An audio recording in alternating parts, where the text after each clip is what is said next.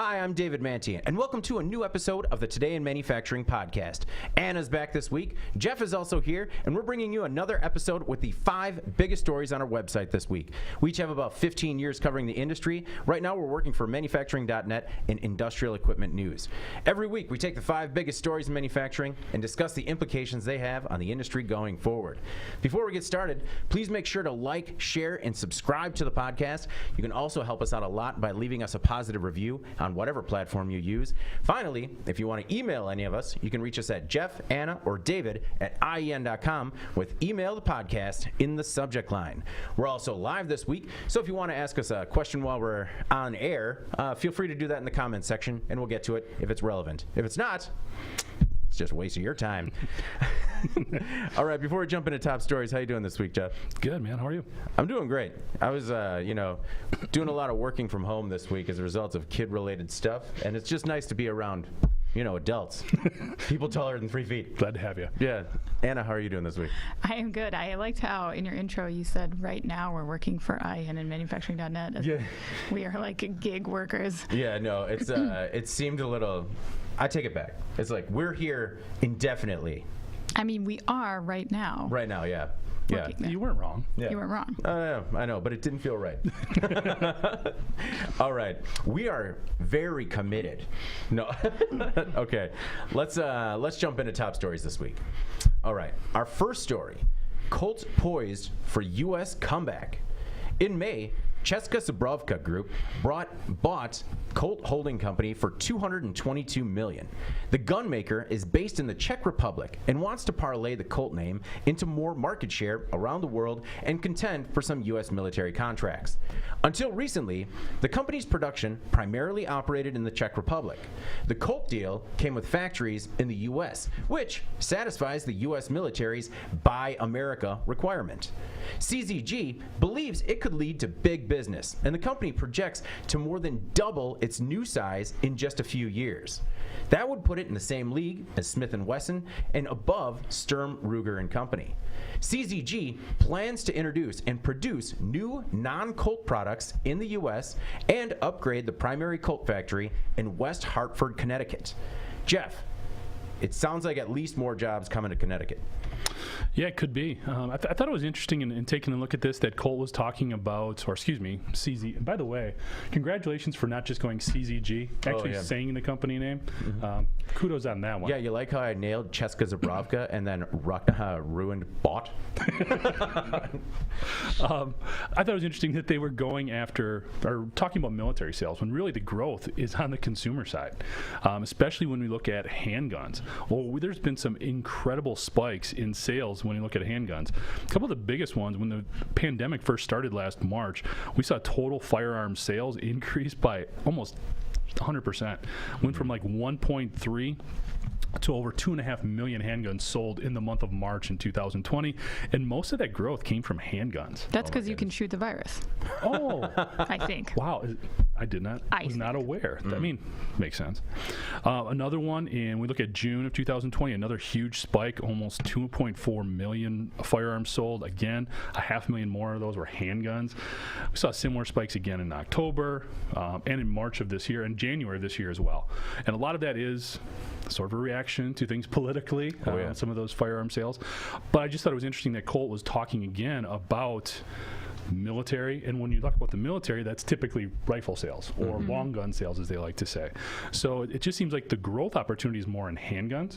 Speaking of which, it's kind of interesting, Colt has sort of gotten a rejuvenation from their Python model. They actually discontinued this handgun, or it's a revolver actually, in 2000, or 1999 actually was the last year they were doing it. But apparently, and I've never watched Walking Dead. I know it's a huge show. I know it's hugely popular, but one of the main characters in there actually uses a Colt Python. So last year they brought that revolver back into production. So they've got some interesting things moving here, and it makes sense for them wanting to rejuvenate that business. It was just interesting to see what they're talking about as their strategic plan versus some of the maybe counter-prevailing market dynamics that are going right now in the U.S. at least. Yeah, it's a good show. It's a better book. Okay. Anna, what were your thoughts on this story? I thought it was interesting, that the executives are targeting $1 billion in sales. And Jeff kind of walked through some of their plans, and you did too, about what they're planning to do. A lot of it is a little bit strategically vague at this point, I think. One analyst quoted by Reuters called it ambitious. That said, CZG says they're going to reveal investment plans later in the year, and these should include, as you mentioned, upgrades to the plant, making up for what it calls underinvestment in the past. I guess my big question is, we know they lost that key contract with the military over the M4 over quality issues, right? Yeah. They've had kind of a spotty presence on and off in the U.S. market since then due to their bankruptcy, the sell-off. Is there brand damage in your mind that's maybe not being accounted for here as they make this massive projection for the future? I mean, to Jeff's point, there's been this, years of gun buying bonanza.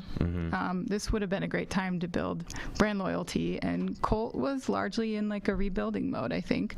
And then purchased by a European company, which means its longstanding legacy as an American gun maker, which goes back to the 1850s, I believe, kind of takes a hit there. So this growth strategy, I think, relies not only on the U.S. military, but also heavily on the consumer market. Do consumers know and care that Colt is now owned by a European company? That's a real question. I don't know. I don't think they care about that. I think what's happened, though, is I think you nailed it a little bit. It's become really a legacy brand, and the new buyer isn't necessarily that worried about it being a Colt when you've got other brands out there like Smith & Wesson and Remington, especially when you look at rifles for hunting. Colt's not really there, And when you look at their what they're really known for are revolvers. That's not really what most people are looking for. If you're a collector, if you're somebody who just likes to shoot, then you are going to do that. But with a lot of these sales coming from personal defense, people wanting to feel safer, people having concerns about potentially them not being available down the line, they're looking for more of a pistol, which is like a semi-automatic mechanical movement. So yeah, it's going to be interesting to see how they bounce back from this. The one thing I wanted to point out too, just in terms of stats and gun purchasing, and we know it's all gone kind of crazy during the pandemic. Looking at some stuff here from Statista.com, in June of 19, it's basically the low point for the last 2.5 years. About 850,000 firearms. Doesn't matter, handguns, whatever. Firearms sold in the U.S. It was actually down a little bit in April, and it was still 1 million more. Firearms sold per month. Jeez. So I can understand why they want to get into it. Not sure if they're going the right place or if that's really what they're going to do. Maybe they're just saying that right now. A couple of points there, and I want to get into the stats a little bit more too. My point is that Colt goes back 175 years, and so while it did, it lost that M4 contract back in 2013, and that was a huge hit for the company. It's the reason it went bankrupt.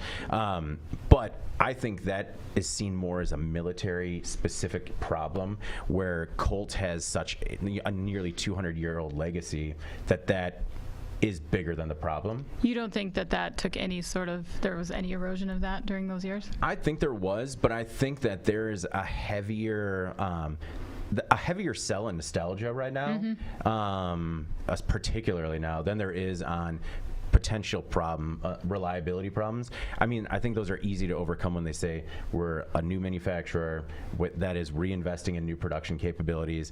And I mean, I guess in a market where everybody's buying everything, what's another Colt in the collection? But they're not even a top 10 manufacturer. They're not a top 10 in sales right now in the U.S. Right. And when you do look at handguns, people are thinking about Berettas and Lugers and things like that have a brand name. To say you have a Colt revolver, that was cool 50 years ago. Now it's more like, how many rounds can you put down range, how quickly? And if you're looking at a revolver, that's not what they do. But it's but this company CZG also is relatively well known in handguns. I think they're just looking to add this as another brand to their product line. Okay. The company that actually took the contract from them, FN America, recently won another M4 contract worth $120 million through 2025. So if they were looking to get back into that game real quick, they're not gonna. It's not gonna happen right away. Now, going into the stats a little bit more, Jeff. According to the ATF, there were more than 9 million handguns manufactured in 2018 in the U.S. alone. That's for domestic and global sales, but that doesn't include military sales. That's another thing about Colt. We're talking about private sales, but a lot of Colt and CZG's sales go to local law enforcement also. Now, Since 1986, the U.S. has just created this flood of firearms. The high watermark was 2016. There was 11.5 million firearms manufactured in the U.S., which is insane to me. And since 2013, we've made 58.1 million guns in the 5 years from 2013 to 2015. We've made more guns in the U.S. than we did between 1986 and the year 2000 combined. Okay, so I can't explain all of that. Yeah. But what I would say is when you look at hunting, it has become a lot more specialized in terms of the firearm that you're going to use. There's a lot more bird hunting and stuff going on. I just know organically, maybe you do in talking to folks too, but you've got your deer gun. You've got your turkey gun. You've got your pheasant gun. So as people have more discretionary income potentially to spend, and they're doing more of this type of stuff now, especially in the last year and a half, I can justify that somewhat in that respect. I don't know if it's broken down, by type. Yeah. No, this is just total sales. I mean, let's say all the bird hunters out there get an extra gun. I don't know that. No, I get it. And like I was just saying, too, most of the growth is from handguns. Yeah. I think whenever, and we saw the same thing when President Obama was elected, people get really, really worried about their Second Amendment rights. And there is always this rush on firearms. I'm not going to get into all that, but it's one of the market dynamics. So some of these gun makers, it's almost like when a Democrat gets elected for president, they're gearing up. They're getting ready because they know there's going to be a run. I mean, at some point, the market has to be oversaturated, right? I know we haven't hit that point yet, but there has to be some fear for CZG that might happen, right? Yeah. It doesn't I mean, if you look at all the stats, there's no signs of slowing. I mean, other than the high water mark in 2016, it's I don't know. It's a different size now. I mean, before there were fluctuations, but now it's up and it's staying up. Yeah. Oversaturated? I mean, you hope so. At some point, right? Right. Next, I mean, at least this will have a run on the safe market because they'll have to make significantly larger gun safes. Another thing, too, from a business perspective, you didn't hear Colt at all talk about ammunition. Like, that's one of the big supply chain issues right now is finding ammo. Oh, it's very true. Yeah. Good point. All right. Our next most popular story this week, Toyota scraps V8 in pickup redesign. Toyota is voiding the V8 engine.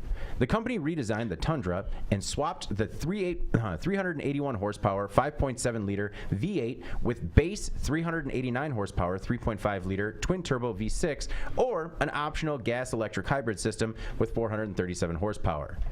The changes needed to meet stricter U.S. fuel economy requirements. The old V8 got only 13 miles per gallon in the city and 17 on the highway. The company hasn't said what the mileage expectations are for the new engines or released pricing expectations, but it will be made in San Antonio, Texas. Anna, what were your thoughts on Toyota ditching the V8? Well, it was sort of interesting because this article talks about the Tundra in the context of its competitors and how nobody else has dropped the V8. But if you look at how Toyota's engineers are kind of presenting this redesign to the market, they make it sound like they want it to be different and that they're moving away from the highly competitive work truck market and into what they're calling, this is something new, they want to change the perception from a work truck to a fun truck. A fun truck. A fun truck. And let's be real, the Tundra isn't exactly like owning the work truck market right now, so like this works out well. Yeah. Maybe? I don't know. But I guess, I don't know, like who is the fun truck market? It's not like the Tundra is cheaper than the F-150. It's really not. Those other vehicles are really nice and they outperform the Tundra. So I don't know exactly, you see those prices creep up really quickly with add-ons and things, and so then obviously pickup trucks have become the most expensive kind of vehicle that you can buy. So maybe there's a market for this sort of for fun pickup that's got better fuel efficiency, but they're not cheap. So I'm wondering where this gray area exists, and I don't know if you guys have any input on that. Fun but expensive. Fun but expensive truck. Yeah. My take on that was so Ford recently did a survey, and they saw that more women were driving pickup trucks and actually making up 46% of customers. So maybe they're targeting that demographic. Sales are also trending younger, with 27% being 34 years old or younger. But then the next largest segment is actually from 55 to 64 years old. So I can't imagine that if you're 55 to 64, many of those guys are going for a work truck. I think that they are, though. I mean, like, yeah, no, they're going to retire into a fun truck. Okay. No, or maybe a lighter duty, still big truck. But Ford said that, I mean, kind of to your point of the fun truck, you know, it's part of the family. And actually, I just want to kick that over to Jeff first before we go into this point. What do you think about it being a fun truck? You know, is a fun truck going to make them stop being the third most popular pickup in the U.S. and bump it up to 1 or 2? No. And I don't think they're even the third. Yeah, they're typically looking over the last 5 years, somewhere between 5 and 8. So it is a little bit gutsy in terms of what they're doing and taking something out of a lineup that's been successful. It definitely has its place in the market. Looking at some of the folks that do navigate more towards the Tundra than, say, the F-150 or something like that, something similar, a Silverado, they do have the highest percentage of female buyers. The Tundra. Oh, interesting. Okay. And that was according to, what do we have here? I'll have to get back to that one. According to hedgescompany.com, they did a breakdown of truck dynamics, truck buyer dynamics, or demographics. I'll spit it out here eventually. Truck buyer demographics, the Tundra has the most female buyers. So I think there's that, but it was gutsy going away and changing something in the lineup. At the same time, it does echo a lot of different strategic movements in the automotive market right now, going to an engine that's more efficient as opposed to just focused on power. What's interesting, when I first saw this, I'm like, oh, they're going to smaller, less powerful type vehicles. There's actually more horsepower in the engine that they're going to. So it's not so much that they're losing power, they're not losing speed, things like that. It's just more for hauling stuff. The towing capacity is a little bit smaller. It won't be as good for like the stuff Anna alluded to, being a work truck. When I've always looked at a Tundra, I've always thought they were cool looking trucks. Yeah. They do have a different line to them than the F-150 or the Silverado or the GMC Sierra. So I think there is an element that fun truck maybe isn't the best moniker to use to describe it, but it is a more stylish vehicle potentially. I think that does resonate with, in this case, they talked about female buyers. They also said it has a little bit higher purchasing level from Hispanic owners. So if you look at those two groups, and maybe they are looking for something that is a little bit more sporty going around town. We've seen, sedans and station wagons go the way of the Dodo. So this is a good alternative for those types of buyers. I mean, it can still tow up to 12,000 pounds and haul 2,000 pounds in its bed. So, I mean, when we say it's a fun truck, like, it can still get around just fine. It might not haul the Bobcat behind it, but you can still do quite a bit of work with it. The interesting part of this Ford survey that I kind of found was that, again, going with the fun truck and being a part of the family, is that Ford found that 25% of people give their truck a name. And that actually seemed kind of low to me. How many percent? 25%. A quarter of the people. Do you have a name for your... I don't. I stopped naming cars once I started naming people. I had enough to take care of. Well, your kids will take care of that. Oh yeah, they'll start naming them. Yeah. Also, like, as I bought newer cars, I guess, like, when I had the 98 Neon, she needed a name, like. What was the name? It was just Betty. It was just she was red. She was red. She was classy. I think you just insulted all of our listeners out there with the name Betty. Yeah. Like, it was just like, that's plain. Yeah, no, Betty didn't have all of her doors. A lot of love for Betty's out there. She had the doors, just no door panels. Oh, yeah, door panels. That's right. You don't need those. When we knew David needed a raise. Still waiting. The other thing that this survey found was that 15% of truck owners have a tattoo of their truck or something related to their truck on their body. No. Yeah. Is Calvin involved in the tattoo? I don't know. Or like Woody the Woodpecker, if it's that one. I don't know that I guess I've never had anything I've wanted to tattoo on my body, let alone something vehicle related. That cannot possibly be true. I don't know. That seems, that's high. I don't know. The name I get, especially if it's got some miles on it, it's got some character to it, but man, tattoo? Wow. Yeah, I'm just dedicated. Thinking of all these new female truck owners that are tattooing fun truck onto their shoulders. I'm sure that's where it's going. Maybe a lower ankle. All right. Have either of you guys tattooed car-related insignia on your bodies? How long have you known us? I'm just saying. I mean, every once in a while, we're going to cover something new. Do we have more stories to cover in this, or? Yeah, but they are all actually technically Anna's related. dodging the question. Let's move on from this. Yeah. There's more there. We're getting back to that on the final thought. All right. All right, our next most popular story this week. Lucid unseats Tesla as electric vehicle range king. Tesla's reign atop electric vehicle driving range is over, for now anyways. The EPA recently certified that a new sedan from startup EV maker Lucid Motors can travel 520 miles per charge. It's the first time an EV has eclipsed the 500-mile range mark. Now, the rated car is the Lucid Air Dream Edition, which is going to cost $170,000 before incentives. It is steep, but Lucid plans to unveil a more economical Air that will be below $70,000 after incentives. The base model will be more in line with a Tesla Model S long range. Now, Jeff, this reminded me of, we see this all the time. They build the really good one to make the headlines and beat all the records, and then they make a couple to make it a production, a production car, and then it goes back into, the other one's basically going to be an S. Yeah, I mean, you want to be optimistic here in terms of what they're trying to put out, but $170,000, that is not for everybody. No, no, that is not. And there is some comparisons here with Tesla. I mean, Musk made some pretty grandiose projections too when he was first coming out. And what did a Roadster cost? I mean, that was.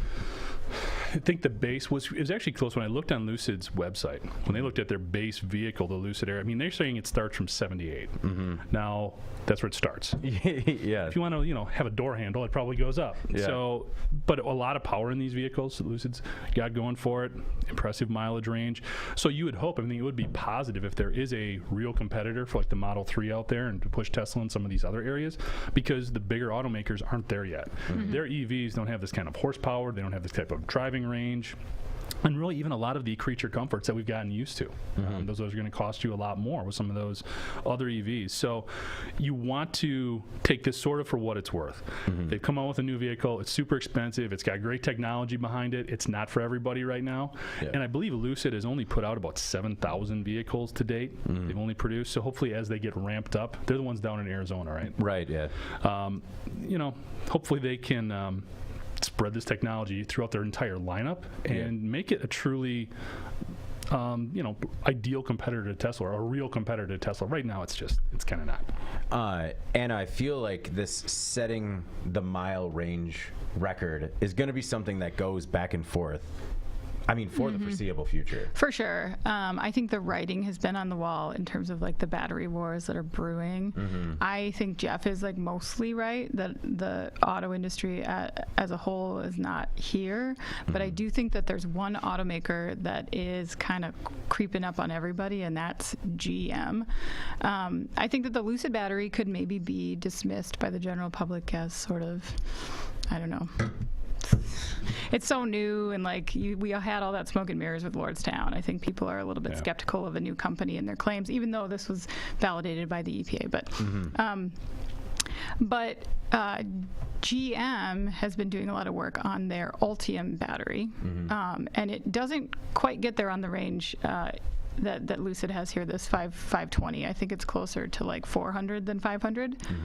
But GM says that its Ultium now costs 90% less than the battery pack that it was featured in its first electric, which was the Chevy Volt in 2010. Yeah. And so GM says that this allows the company to actually be profitable on EVs, which could mean that they might have a massive upper hand when they go to market with a lot of these new models that they're putting, they're putting together now.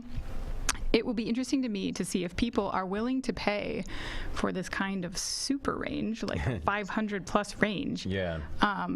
Or if they're comfortable enough around like 400 to get that at a lower price point. And I know where I would be. Oh, yeah. So I think I'm the same way. I think it'll be interesting to see really who kind of takes a hold of that market. I mean, obviously, we've acknowledged that Lucid this is a premium product. This is not a product for every driver. But if it comes down to this race for a mileage range, I don't know. I think price is going to be maybe a bigger issue for a lot of people. Yeah, back in 2018, when Saudi Arabia Arabia dumped about $1 billion into Lucid. They called the Lucid Air, or Lucid Motors, the Tesla killer. And I remember, yeah. And if this is the price point, it is not killing Tesla. No, it's not. It's gonna hang out on the fringe. It's a beautiful. It is. They make beautiful cars. Yeah. It's a beautiful car. I would love to look at, perhaps at a show, right, and just be like, because especially we talk a lot about how people aren't ready to adopt the technology, and when I hear GM's price point coming down, those are things that I'll entertain. This is a story where I was like, oh, better range, nice. Oh, not a chance for that price. Right. Well, I think that's where.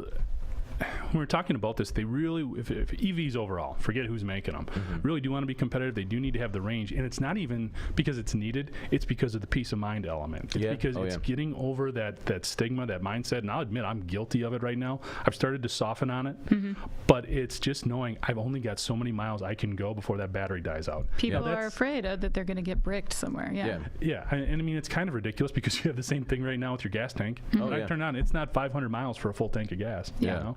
Well, actually, it is. But anyway, it's still, they do have to be competitive there, but the price point has to be at least equal before it's really going to start making a dent. We beat this into the ground, but it's still, when you look at U.S. automotive sales, EVs are still only like 1% of the total. It's, people can hear that stat that, like, what is it, we only drive like 30 miles on average a day. And but they don't hear that. They hear 500-mile range safer. I thought that it is also worth noting that Tesla has come out and said that it's working on a vehicle that should be able to have a range of more than 600 miles on a single charge. So just a matter of It should. Oh, yeah. It's we're working on ideal conditions. It has solar panels on the roof. Is that via Twitter? Oh, yeah. I just left out the part where it said Tesla CEO Elon Musk said in a tweet. They've dismantled their entire public relations department, so that's it. It's just Twitter. It's Twitter, It's not a joke. No. All right. Our next most popular story this week, Harley Davidson launches an e-bike. Harley Davidson's Serial 1 has launched the S1 Mosh Tribute e-bike. The news comes about a year after Harley started the spin-off company and built a prototype based on its oldest known motorcycle, the 1936 EL Twin. The e-bike has a lithium-ion battery integrated into the frame with a range of 35 to 105 miles. It can go up to 20 miles per hour, but it will cost you $6,000. They hope to start shipping later this year, and the company is only going to make 650 of them. Anna, when I heard that they were only going to make 650, I feel like I understood their expectations. I think that's enough. Yeah. It's so expensive. Yeah. Like, I couldn't find another e-bike that costs more than $2,000. And the average price, according to the internet, is like $600 to $800. Yeah. So at $6,000, I know that this is a high-end product. Yeah. But isn't Harley perhaps falling into the same trap that it does with motorcycles? Because it's been well documented that Harley has a demographic problem. Their sales are struggling. They are like, this is why they're doing e-bikes, right? They're trying to appeal to a younger generation. But another problem that they have, and a thing that works against them, is people, their bikes are expensive, and people's perception of their bikes is they're too expensive. Yeah. So they just took away all that fear with an immensely expensive I don't get it. It's the most expensive e-bike on the planet. So, but it says Harley. I know that it's my understanding that they're planning that this is a specialized product. This is a premium product, and it's a small run, right? That they're planning to make other less expensive, probably more, general public type e-bikes. But why publicize this, you know what I mean? Because all you do is add to that perception that your brand is out of reach for millennials or whatever customer base that they currently cannot reach, because it's been well documented that they cannot. I don't know. It didn't make sense to me from a marketing standpoint, but it didn't make sense to me either. And Jeff, don't you think that as Harley continues to try and tap other markets, it potentially alienates its hardcore group of fans? Yeah, there's a weird convergence of stuff with this one. I mean, there's got to be somebody at Harley who's been there a while, who's in a room, and they're putting this together. And he's like, where have we come from? Yeah. We went from designing $30,000 hogs to $6,000 e-bikes. Man, what has happened here? Yeah. But it is, like you said, they've had a branding issue for a while because there is that stigma attached. And they are working to reverse that. I think what this is meant to get headlines and show them that they're really committed to these lower cost, more environmentally friendly, alternatively powered bikes. Yeah. Now, what's really kind of funny here, and this is a limited edition. This is a special thing. This is a promotional item, in my opinion. Yeah. I agree. I just think it's a bad promotion. What's funny is you mentioned the price point. You can buy a new Harley. Yeah. For $7,000-$8,000 now. And those are the street riders that they have. I think it's the 750 that they have out there now. Yeah, the HD Street 500 starts at about $7,000, and the 750 is about $7,500. Yeah. So, or you for can a little bit more, have a banging pedal bike. Yeah, and that's the thing when you put out these special editions, and big time car maker like Porsche does this, and Lamborghini does this, and they put out these crazy James Bond edition, vehicles. Because they're relying on that core audience, and like you said, there's no core audience here. There's not a Harley guy is not going to be going after an e-bike just because it says Harley Davidson. Right. This is a totally new So demographic. this is a weird convergence of different demographic factors. I mean, how much are they making? 650? 650, yeah. It'll be interesting to see how many they sell. Yeah, I feel like those are going to wind up being giveaways at the company raffle at the end of the year. Well, in 20 years, they'll be collectors. So. Well, I found it interesting because it was modeled after the EL, which came out in 1936, and in 1936 they only made 1,700 of those bikes, ELs, and then another bike called the ES. However, they made a lot of changes to it, and sales actually exploded the next year for the 1937 model. It went up to almost like 12,000 in sales. So I wonder if maybe they think this is something like they'll make a splash with this, change a lot of things to it, make it more economical, and maybe they're hoping to sell more. But like what I'm concerned about is like it is a very cool looking e-bike, and it looks a lot like the 1936 EL. But like, does it outside of that? Does it gain any value from having the Harley Davidson name on it? Yes. Yeah. To certain people. Okay. Right? But like Anna said, not to the core demographic that they're trying to win over. Yeah. Those folks are not Harley enthusiasts that they're trying to get into these less expensive bikes. This is the newer generation. So it's like I said, I understand what they're trying to do, and you want to be positive about the fact that they're trying to demonstrate their commitment to this new product offering and to this new audience. But they've also priced it so far above them that it almost sends a negative message in terms of what they're doing. So it's kind of fighting itself, really. So Anna, another thing about Harley that's huge is their merchandising. Like you're not just on a bike. A lot of times you're wearing all of their gear. Yeah. So are we going to see a culture shift with Harley accessories as well? Like, we think of all that like biker gear. Like, what is? I just imagine all these people on e-bikes with like spandex. Yeah, with like spandex and the like affliction style T-shirts that are all Or is it like does Harley all of a sudden start making flannels and beanies? Yeah, you can't wear leather on an e-bike probably. And if your target buyer is a 22-year-old vegan, then you got to change up some of your merch. Vegan chaps. That's got to be a thing. Hey, they want the best of both worlds. Yeah. They'll do them both. Yeah. It's just, I wonder whether or not they gain, like the e-bike company gains as much value from the Harley name as the Harley brand and motorcycle brand potentially loses from the association. I don't think it loses, but I don't think they're going to realize that gain like they had hoped. Yeah. People aren't paying for that name. No. I think people... It's a nice to have. I think Harley enthusiasts see something like this and are just like, what are you doing? Like or they ignore it. Yeah. So it doesn't it doesn't help. Let's get into the vegan chaps business after this podcast. I think we could. Let's put together a business plan. Jeff is out. A plant-based chap, I'm sure that would, definitely hold up well under stress. Yeah. You make it out Go of like mushrooms or dried kombucha or something. Dried kombucha. We're gonna put a pin in the vegan chaps. We will. Although it's probably already out there. Cow-friendly chaps. All right, our top story this week really excites me. A 39-year-old wins a candy factory in a scavenger hunt. On August 29th, a year-long treasure hunt inspired by Willy Wonka came to an end. 39-year-old Andrew Moss found a golden ticket buried under the Vermont covered bridge in Kokomo, Indiana, and won a 4,000 square foot Florida candy factory. The game spanned the nation, with some 35,000 people solving riddles in search for golden tickets in each state. The scavenger hunt was the brainchild of 74-year-old David Candyman Klein, the man behind the Jelly Belly brand. Klein handed Moss the keys to his Sandy Candy plant, which makes edible sand art treats. Moss lives in Colorado and is married with 2 kids that he didn't want to uproot. So he's working on a deal. Sorry, you kind of paused there. He said didn't want to uproot. Oh, sorry. He lives with his wife and 2 kids that he wants so much he didn't want to move them to Florida to make sandy candy. So Klein is going to buy back the factory from him. Now, Moss says that the chase was the real reward and the money is all gravy on top.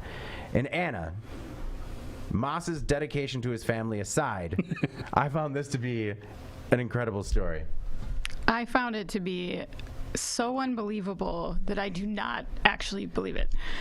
I don't know. I was not holding my breath when this campaign was first announced because it was so insane and far-fetched. And then, did you see the video that they produced to put out? So the Candyman and his wife, they made this video at home. Okay. Put it out to promote the game. Mm-hmm. But it was the most low-budget thing I've ever seen. And so I was like, this isn't real. Mm-hmm. But then they did it, and I think we still need to see how this plays out. Yeah. Because despite the fact that this guy solved the riddles and won the game, there's been very little about the candy factory. It was almost like a aside in the article about the candy factory was such an outrageous prize. It's something nobody wants, so why was it offered as the top prize? Right now, all that's been said is that he's working out a deal for the original owner to buy it back from him. Candyman's gonna take back his kingdom. Yeah, is this some kind of a tax trick? I'd be interested to see how this plays out because, can you imagine your boss creating a viral marketing campaign where the end result is a stranger gets handed the keys to your business? Maybe he calculated out the brand visibility value and he was like, this is going to be worth the gamble. But I don't know. I mark my words, in 3 months we see a story where this guy gets interviewed and says, yeah, we were trying to work out this deal for him to pay me for the factory, and then he just disappeared and I haven't heard from him. That's my guess. I think you're just in a troubled place right now. I think it's way more good-spirited. Yeah, no, it's because I think troubled place. to the quality of the video, if you have not seen the commercial for Sandy Candy, just watch that gem and you'll understand that that's kind of their wheelhouse in terms of quality. And when we're talking about a factory being the big prize. Mm-hmm. Yes, it is, but we're talking about build your own pixie stick, sort of they only sell these kits of edible sand that you make your own pixie sticks with this different flavor sand. I'm not sure how big it is, but I think it was an incredible promotion. They did it across 50 states, and all the other people still won $1,000 for finding the golden ticket in every other state. Mm-hmm. So I think that lends a fair amount of legitimacy to it. But maybe you're skeptical as well, Jeff. No, I think this actually has a much happier ending from my perspective. Have you guys looked into David Klein at all? Yes. His background a little That's why bit? I have 30 notes. This man is exciting. Well, here's what I think. Am I stepping on your toes here? No. I'll just check him off as you hit him. Because to me, when I looked at this story, because he is the undisputed founder, creator of Jelly Belly. Yeah. Those jelly yeah, I'm aware. However, his story actually reminds me a lot of that movie, The Founder. On McDonald's. Yeah, 100%. Because basically he sold out of Jelly Belly. He has not been affiliated with that company since 1980. Mm-hmm. He had a partner. They got bought out. It sounds like there was some issues between them and basically the contract manufacturer who was making this. And the contract manufacturer was basically going to just start making the exact same thing but call it something else and sort of stop doing business with these guys. Mm-hmm. Instead, they bought him out for $5 million. Yeah. So they gave him $20,000 a year, and he had to split it with his partner for 20 years to get $20,000 a month for 20 years. Yeah. So he didn't have a ton coming in. He was getting covered. It was all legit deal and everything like that. But his big thing was not being given the credit. He really wasn't sore about the money. He wasn't sore about the deal. He just wanted credit for creating this awesome candy. I mean, you're going to talk about Ronald Reagan. Oh, yeah. The president loved Jelly Belly jelly beans. Yeah. And that was sort of David Klein's thing. So I think this campaign with as much exposure as it got, it was picked up by the AP, it was on news across the country. They always started with saying, David Klein, founder and creator of Jelly Belly. I think that was his main thing here. Yeah. To get that recognition. The guy's 74, created these jelly beans 50 years ago. This is sort of his legacy. I think this was his last sort of effort to get the recognition he feels like he's kind of been gypped on over the last how many years when he made a bad deal for a company that's now worth like $200 million. And to his achievements, in 1976, they start Jelly Belly, and he starts it with $800. And so to by 1980, selling it for $4.8 million, I think is an incredible achievement. And what is crazy, you're right, like there was a documentary made, a lot of his son has come out and talked about how regardless of how much money he made, he is most disappointed in that not only is he not remembered for that, but like it's been nothing but seller's remorse and problematic products that have failed to launch, like bad ideas. Yeah, he's had salt, like sugar-free saltwater taffy, sour licorice. He's had a lot of failures out there, and so I think that this is a really cool story of like one hitting, or at least not one hitting, but at least one marketing attempt hitting. Edible sand. I've never heard of this before. Are your kids into this? No, it is. It's sugar. Like to call it edible sand, like it's like it comes in these like they look like ketchup bottles, and they're different colors, different flavors, and basically you get these tubes and you fill the tubes with various colors, and you know then you hit the different flavors. Like I've seen them at carnivals, stuff like that. It actually reminds me of at Jelly Belly where you could go and like fill your own bag with different flavors, stuff like that. It kind of reminds me of that. But I mean, if you look at their website too, it is like, I mean, you can buy like 5 kits and you get like a bunch of flavors and tubes. Like they weren't blowing the doors off the edible sand market. Okay, but if he invented this product and you're saying that like all he cares about is his reputation within the industry and being like identified for his achievements, like, so he's going to take his business and just leave it in the hands as his legacy to some random dude on the internet that just solved a riddle? No, that makes no sense. That's the legacy. That's the legacy. He would rather, if you associate his name with this marketing campaign and that's what you're talking about, that's all that he cares about. David Klein, if you are watching, give us a call. We want to talk to you. We have so many questions. We'll invite you on the podcast, whatever you want. Yeah, we just have to get to the bottom of this. We don't have guests though. But we would. Yeah. We would have. Oh, we'll have this guy on. The Candy Man. You're outvoted. We'll take curated comments from him. No, to your point just about because we need to have Anna soften on this guy a little bit. Yeah, I would love to. We're kind of in the same I would place. love She's to. still not I would love to take my black heart. Yeah, your first question is going to be like, tell us the truth, Mr. Klein. You never meant to give that factory away. What's your real legacy? I think part of it, so they sell off in 1980, and to your point about President Reagan loving Jelly Bellies, in 1981, the next year, they order 7,000 pounds of Jelly Bellies for his inauguration, and that's when Jelly Belly blew up. Like, actually, if you guys have ever taken the tour of the Jelly Belly factory, they actually have a photo of Reagan made out of Jelly Bellies. It's amazing. It's a beautiful mosaic. So it was a big part of the story, which was covered in the Kokomo Tribune, which I highly recommend reading, and maybe you'll soften even more, Anna. But so Klein and his business partner, this woman, Stephanie 30acre, drove around the country hiding these tickets in every state and then creating the riddles. And I mean, there was a lot of people. They limited registrations to 1,000 people per state. Whoever wanted, got the riddles were boss. Like I saw how hard the last clue was. Yeah, and it got to the point where like it wasn't even going to be solved, and so they had to give hints. And just how he figured it out was, I mean, there's even like a Beach Boys connection. It's amazing. It was really good. Yeah, and I mean, this guy, he actually registered and failed to solve to find the golden ticket in Colorado. Kansas, Wyoming, and South Dakota. I mean, Klein said that basically he gave away a factory and $250,000, but he feels like he actually did some good during COVID. Because that's another thing, is that this was kind of going on when nobody else was doing anything. So what I would also say is go to thegoldenticket.com. And there's actually, it's about an hour long. The documentary on David Klein. You might feel differently, Anna, because you have an hour to spare.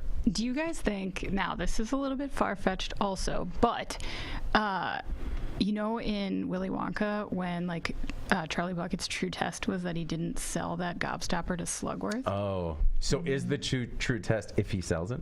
Yeah, if he sells the factory back to David Klein's lawyer assistant, Slugworth. So, I don't know. Slugworth is 30 acre here. Yeah, exactly. Yeah. So if he does indeed decide to keep the factory, he actually wins so much more. Yeah. Like the keys to the kingdom of, what was it, sour licorice and. David Klein does not have a lot to give. He doesn't have an elevator that functions as an airplane. Yeah. All right. We got to get off this topic. I don't think so. I will talk to this man all day. Yeah, I would agree. He is very intriguing. All right. Well, let's move on to In Case You Missed It. And I wanted to start, In Case You Missed It, a little bit different this week because we actually had a recommendation from a listener who wanted us to cover a particular story. And if you guys are cool with it, we'll cover that one first. Sound good? Sure. Okay. Well, faithful listener Doug wanted us to cover the story, More People Are Eating Bugs. And as soon as he sent it, I was like, yeah, we're going to absolutely talk about that. So, insect farming is a rapidly growing industry. Let me pause for a second because I'm going to forget otherwise. If anyone actually has other stories that they want us to cover, send them in, and we might do it, depending on how this stuff goes off. All right, where did I leave off? Insect farming is a rapidly growing industry. Hundreds of companies worldwide are rearing insects at industrial scales. The industry is expected to be valued at $1.18 billion by 2023. Now, these are farmed insects that are called mini livestock. They're mostly crickets and mealworms raised for the sole purpose of being sold as food or animal feed. Now, these are not novelties, but used to create high-protein insect powder that can be used in anything from breads to buns, pasta, and protein bars. Some products are already available in the U.S. Who knows? Maybe we're already eating them. I feel like that should be better labeled. Now, the question is whether or not insect farming is ethical. An entomologist from National Taiwan University says the well-being of trillions of creatures is at stake. Now, one cow produces as much meat as 900,000 crickets. Jeff, how do you feel about the well-being of these trillions of crickets and mealworms? I don't. I think, I mean, looking through the article, it does look like they're being really as ethical as you are with any other livestock. Yeah. Okay. I mean, it doesn't look like they're being starved. They're obviously being fed and just harvested like you would a cow, a pig, a duck, a goose. So I don't feel anything there. I think it's interesting when you look at the size of this market and how it is growing and also the different applications for it. Yeah. It's not just about putting crickets out on the table for supper. It's about the fact that this can also be a low-cost food, fertilizer, other things like that. They can also be used to get rid of waste products on a lot of farms and agricultural businesses. So I think overall it's a net positive. I understand. My bigger concern would be from a safety perspective, like what happens if you've got a million of these flies that get out, or all of a sudden, the crickets get out and they start decimating cornfields. So that would be a bigger concern for me in terms of this growth. Initially, when I started looking at this, I thought this was going to be about, again, raising them as food, which you can. I know Eric has told us some interesting stories about eating crickets at a bar. Yeah. Going to town on those. So podcast producer Eric Sorensen. Yes. Going to town on those? Cleaning cricket legs out of his teeth. So as far as the ethical element, I don't have any issues there. I think it's an interesting business dynamic. just would be most concerned about the safety parameters in terms of making sure these things don't get out. We did a story about cows wandering downtown. Yeah. They were a little bit easier to corral. Yeah. I mean, what was it, 13 cows? So that's like, what, just under 13 million crickets if we're doing it? A little bit bigger issue. Actually, part of it that I found really interesting as well was how they could raise these, actually raise the insects that are taking care of remainder food waste. Yeah. I thought that was really cool in terms of like a supply chain deal. So Anna, is it ethical? I mean, is any type of factory farming of animals ethical? I don't know. That's I was really hoping to not get into this. Do you feel different about it because it's a bug? Because it's an insect. Yeah, you guys know, but like I've been a vegetarian for more than 20 years, mostly for ethical reasons. I only use plant-based chaps. Because it's the right thing to do. Because it's the right thing to do. I don't know. I guess I have mixed feelings. I do think that because of the explosive population growth on the planet, that this is the trend, like that we're going in this direction. I don't think that it's reasonable or feasible for us to support the growth of the population without coming up with new and innovative protein substitutes, which they're doing a lot in labs, right, and a lot with plants. Right. If insects are going to be a viable replacement for some, for cows and things that are going to be harder and harder to get, I would think, as we go on, or more expensive, then yeah, maybe it works. I don't know. I'm not like interested in it. Yeah. I'll just like watch. So, okay. Now this is another point from the argument, or from the article, that kind of blew me away. So, one researcher said that the number of insects already killed to make plant-based diets is actually going to be the same for people with an insect-based diet. That's believable to me. If you think about all the pesticides and things, and then when you harvest and all the insects and things that get washed off and or don't, yeah. But still, yeah, that's pretty interesting stat. Yeah, no, it was, Jeff, what did you think of that? I know that, I mean, I don't have a plant-based diet, but I still eat plenty of plants. And when I heard that, I was like, well, what do you mean? Well, did you know there's actually an FDA standard for the acceptable parts per million of insects in any given food product? So they're already in there a little bit. Yeah. No, not like we're planning for it. Exactly. But, I mean, we have been taking care of those. So, again, I think it's just a really interesting business model in terms of the different applications for this and the different ways that you can make use of a readily available resource. Yeah. Insect-based chaps. Cricket chaps. Yeah, cricket chaps. I would have a cricket chaps before a mealworm chap. Do you have a spider farm so you can harvest all the webs for? Could you make chaps out of spider web? Ooh. Possibly. I would. You know what? I would, if I was going to do my own farming, it would definitely be like mealworms before anything else. Oh, what? Well, just I feel like that would be easier. Yeah. You know, like I feel like managing a cricket farm sounds like a nightmare. Yeah, it does. That, I mean, if anything were to get out, like mealworms, they're just like you just like pick them up and like toss them back in. They're making a run for it. 12 hours later, they're a foot away. Yeah, I tried to catch a cricket the other day for my son's little like insect farm. Yeah. Didn't make it. No. Too hard. Jeff, before we leave this topic, how many dinner parties do you pull out the acceptable parts per million stat? Pretty regularly, especially when like the kids have friends over. It's a big hit. Yeah. Hey, enjoy the Cheetos. You know. It's acceptable for there to be at least 3 crickets in there. You are going to be eating a couple spiders. All right. Well, thanks again, loyal listener Doug. We hope we did you a service. All right. Service to the story. No, those both sound bad. All right. Anna, what is your, in case you missed it this week? Sure. So Walmart has unveiled a new program that it's calling Built for Better. It's an attempt to make it easier for shoppers to identify products that Walmart says are good for their families, the people who made them, and the planet. So basically it works like this. Walmart has identified about 2,000 products so far, they say, that fit the bill based on third-party standards, and they will be affixing them with tags. So customers don't have to spend a bunch of time like reading labels if they're looking for something specific, like a controversial chemical or parabens are really, kind of falling out of favor with people. So I thought that was an interesting story. I was really surprised we didn't get any comments on the website because I know people get real fussy about the idea of picking winners and losers, and it was just. I know Walmart says it's following the identification process of third parties to say whether these products are better for you or for the environment. And I'm glad they're taking the step. However, I'd wager that putting a big gold star on thousands of products that are probably more expensive than some of Walmart's other options is maybe going to help Walmart too. Yeah. So, and it's also, I think, a way for Walmart to go after like that target demographic that is like less price conscious, more likely to buy higher priced goods based on sustainability or, natural ingredients or something like that. So, the reaction from consumer environmental groups were like,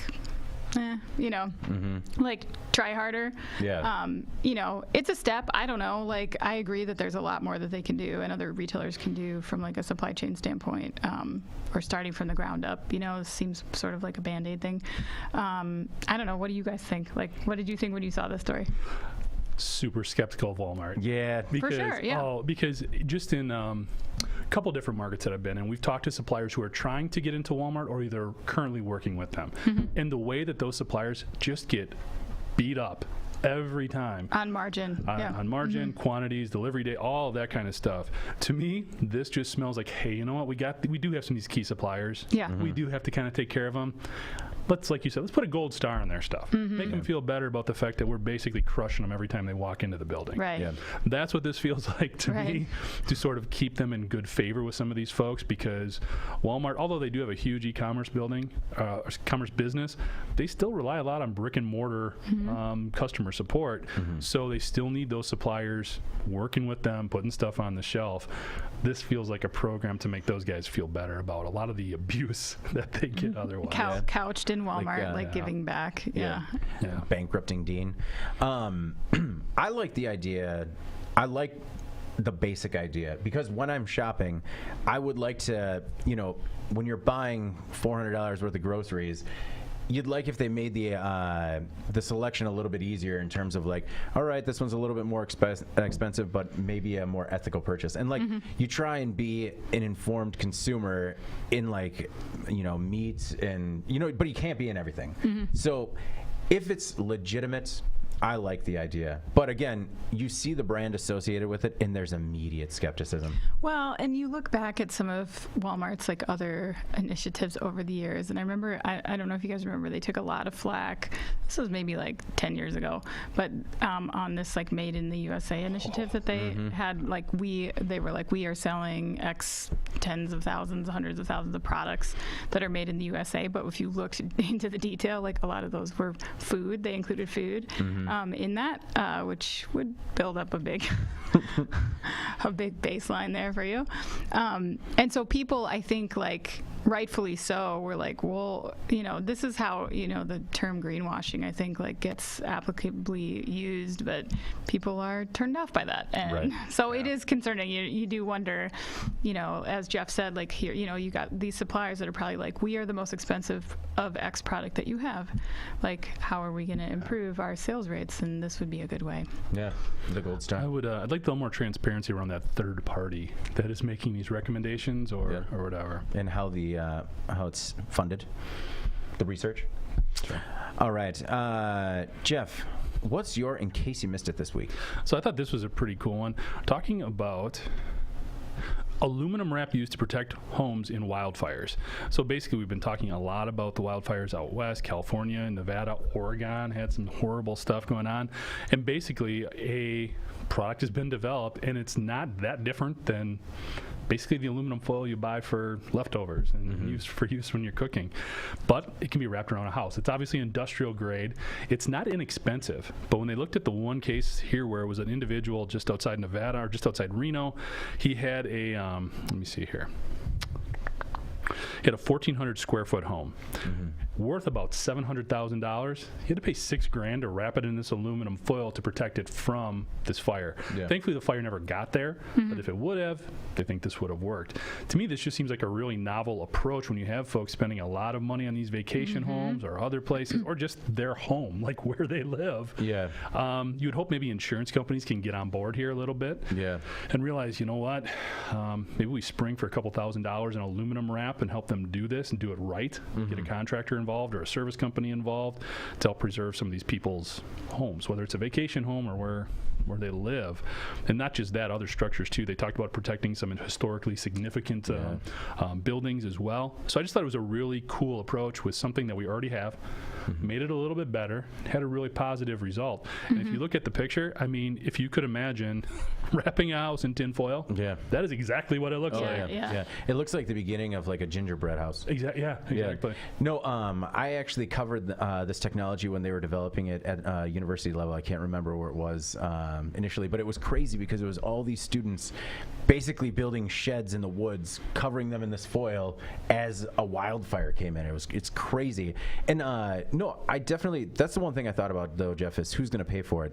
Like, you almost think that if you live in a wildfire zone, that this becomes a part of your insurance policy, where if you buy this policy, a team will come out and wrap your house. Because if it is a $700,000 house, I mean, everybody wins if the house gets wrapped and it works. Because that was one thing, like when it was on the R&D side, and maybe it's come a little bit further, was that there was still a fair amount of like damage to the outside in terms of like, the smoke wicking in between the seams, stuff like that. But I mean, maybe they perfected some of that because you'd still get the sort of black marks from wherever the seams were. But I think it's really cool. Anna, how about yourself? Yeah, totally. I mean, we've seen how scary this stuff can get, and more and more has happened as the years go by. So I don't think that wildfires are getting any better. Yeah. Well, maybe it's something that gives people a little bit more peace of mind if they're thinking about building in those sort of zones. I don't know.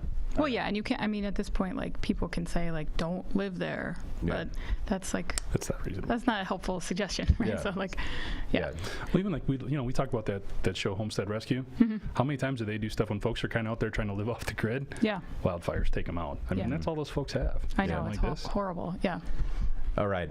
In case you missed it this week, was McDonald's phasing plastic toys out of Happy Meals. By 2025, McDonald's is going to drastically reduce the plastic in its Happy Meal toys. The company wants to switch to three-dimensional cardboard superheroes kids can build, or board games with plant-based or recycled plastic.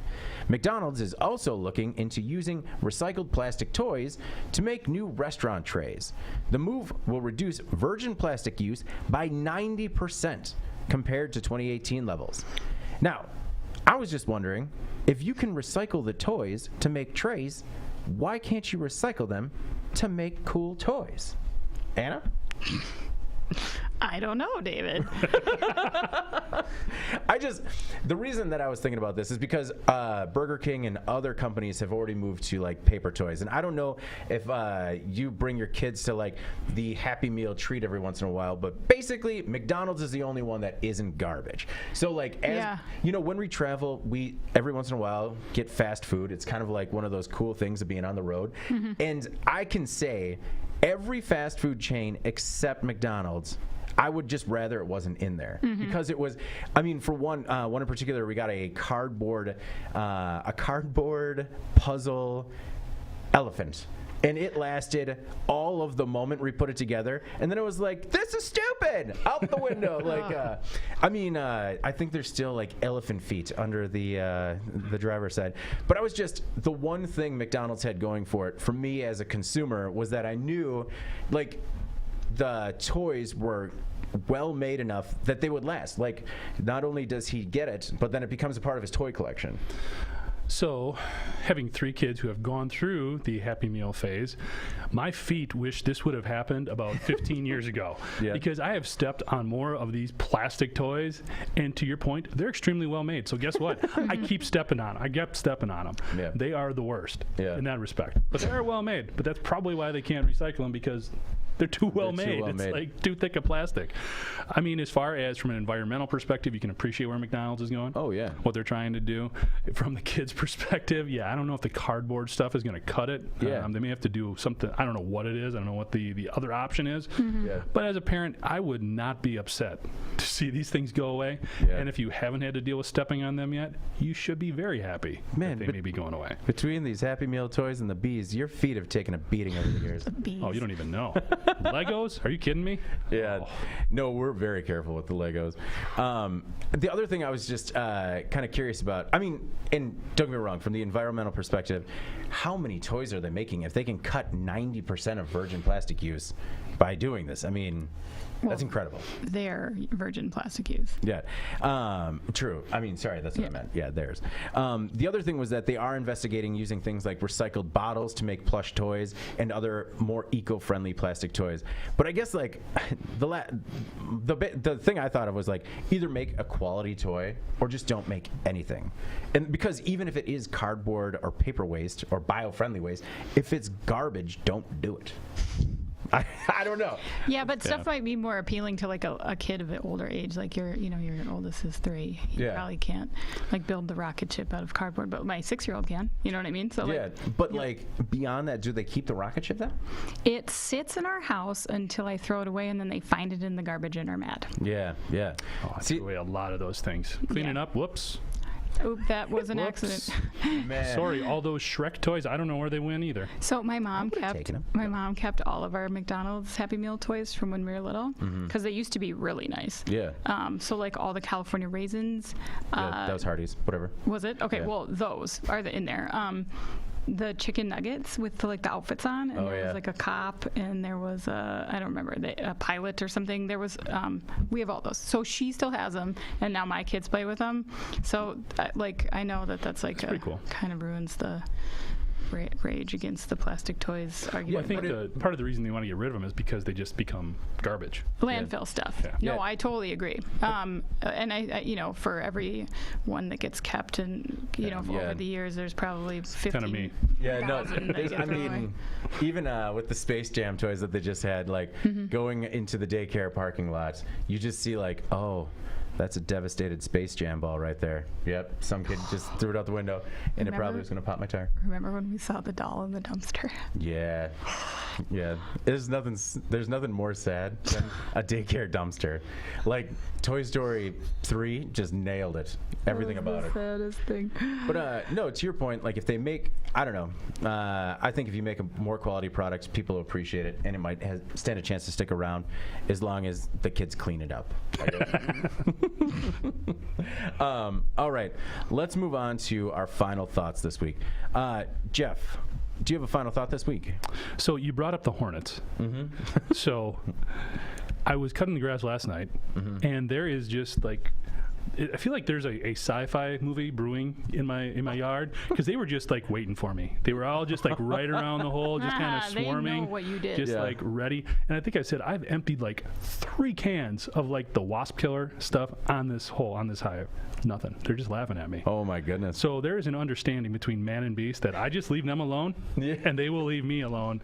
Because I was thinking about going out there again, and they're just waiting. Yeah. And then I noticed another hive way up on the house. So at some point, that's going to be an adventure too. Oh no.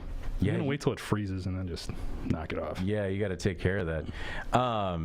My goodness. So the saga continues. Any tips on getting rid of hornet's nests? I am wide open. The one in the ground, just pour a bunch of gas on it, light it on fire. There's a tree right there, David. Just don't splash the tree. Okay. Yeah. It's just like that. We'll put up a barrier. That's how I become one of our safety stories that we cover. We'll get it. Anna, your final thought this week. Okay, so after this, I'm going to look up how to take out a hornet's nest, and then also try to find a URL for our new business, which is either going to be veggiechaps.com, plantchaps.com. Plant chaps. Or I'm glad to hear it's a little more lighthearted because you were kind of a dark heart on this episode. You kind of took it down. Guys, I just... When you are a candy maker, you gotta realize you have a responsibility. You have a responsibility to the people that work in your facility, and running a food plant is not a joke, you guys. You can't just give that away as a prize. He doesn't know anything about P&Ls for a food plant. I mean, does he? I feel like he can bring him up to speed. He sounds like a smart guy if he solved this riddle.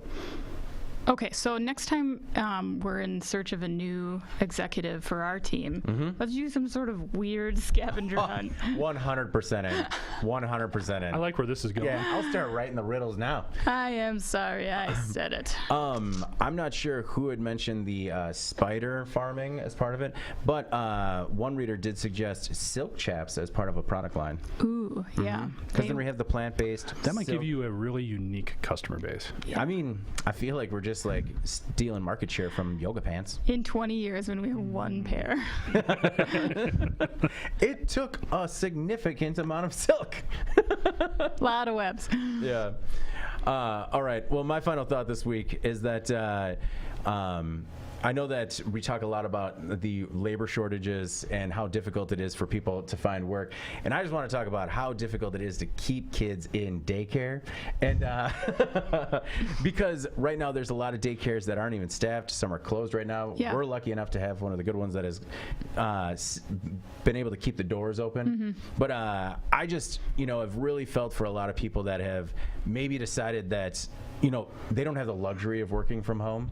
And I definitely understood this week that, some careers are just not tenable right now as a result of the lack of access to daycare. For sure. And I just feel like that's very unfortunate.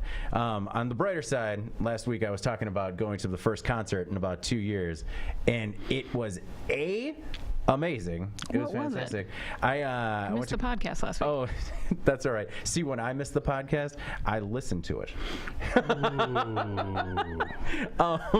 No, but that's you, David. If David is not here next week, you do you. Everybody just got really uncomfortable in here. I went to see Run the Jewels at Summerfest. Nice. And A, really enjoyed it. B, it was my first concert in 2 years. It was their second in 3. So they were kicking some rust off, but still had it. And he came out and said just like, hey, we've done this twice in 3 years, so thanks. The other thing is that COVID concerts, not a bad thing. Because everyone's kind of like, normally you're just on top of each other. Yeah. And people were kind of keeping their space and just kind of give the nod, and you're like, all right. That's nice. Take another step. Yeah. It was, really enjoyed it, though. Cool. All right. Anything else before we get out of here? No, not after that public shaming. I'm very sorry, and I'll be more sorry later. All right. Before we get out of here, please make sure to like, subscribe, and share the podcast. To email the podcast, if you have any story ideas you want us to cover, and in case you missed it, you can reach any of us at Jeff, Anna, or David at IEN.com with email the podcast in the subject line. You can also subscribe to our daily and weekly newsletters. Make sure you get it in your inbox first. All right. For Jeff and Anna, I'm David Manti. This is the Today in Manufacturing podcast. We'll see you next week.